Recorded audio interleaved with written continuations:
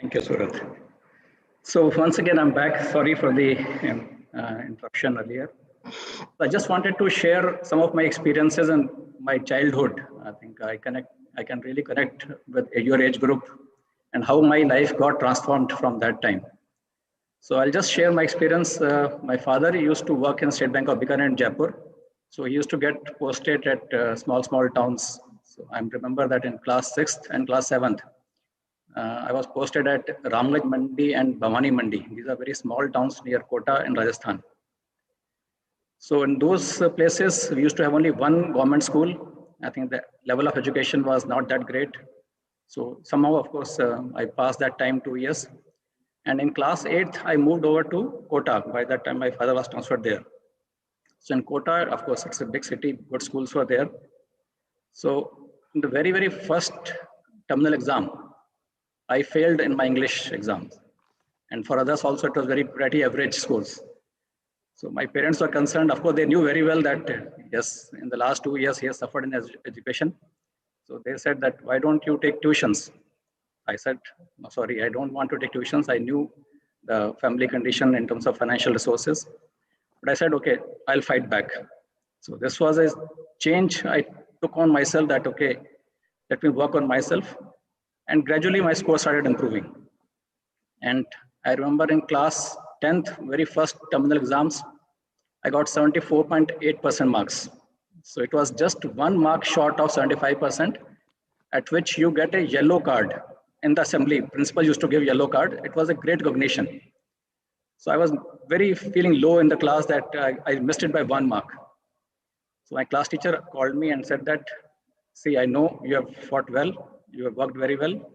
This time I'm giving you 1 grace mark so that you're able to achieve this. But I'm sure in the next exam, you will score very well, score without needing any grace marks. And I'm sure you can do it. So his supportive words, I think they were great. And from there, I never looked back. So class 10th, when I passed, I was in the merit list of the secondary board education of Rajasthan. I got 22nd marks, 22nd position. And class 11th, I moved over to Delhi. My father got transferred there. So by the time we got transferred, it was already end of July. Schools admissions are already closed. But since I had good marks, 81% marks, I thought I'll get the admission, don't worry. So I went alone to one of the good government school principal.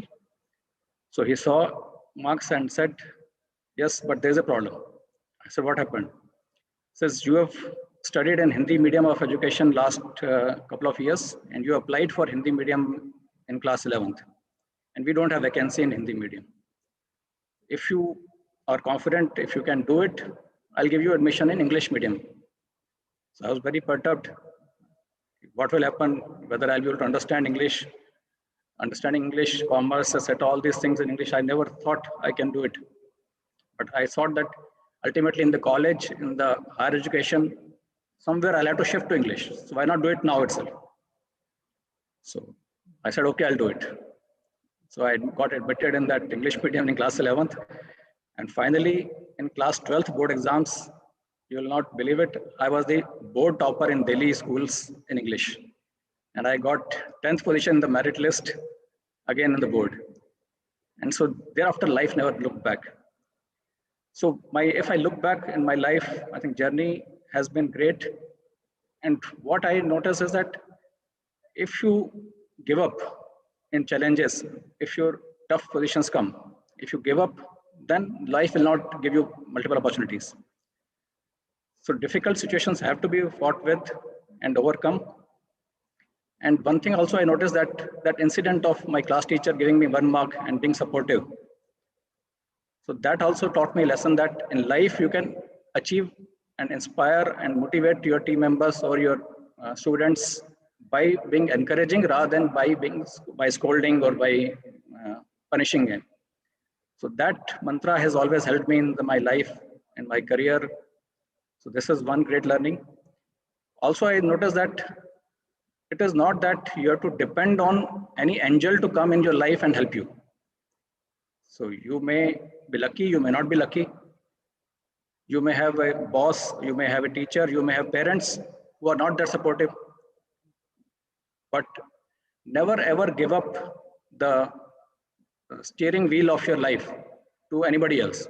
You should be in command, you should be in control of your life, come what may, whether your peer level, whether your teachers, whether your parents, anybody supportive or not. You have to chart your path of the life and move forward. So these kind of learnings I've always noticed that have helped me. And going forward also, I think same thing you can also apply. And one thing I noticed that besides, there's a clear distinction between the winners and losers in life. Winners have all positive attitude. They'll never complain. Whereas losers, they'll say that because of so-and-so reason, I could not do this. Because of so-and-so reason, because of my bad luck, because of bad circumstances, I could not do it. So this attitude in life, I think that's a clear difference it makes. That do you have positive attitude? Do you have winning attitude? So any adversity comes, be persistent, dream big, and follow your dream persistently. I think that helps. Of course, besides this, you need to have core values. Of course, Surat talked about that you have to have integrity, you have to have honesty, you have to have respect for people. So ultimately, you have to be a good human being and a proactive person and dream big. I think you'll achieve what you want to achieve. So with these words, I think I wish you all of the very best. I'm sure with this kind of attitude, nothing will come in your way. All the best. Jai Hind.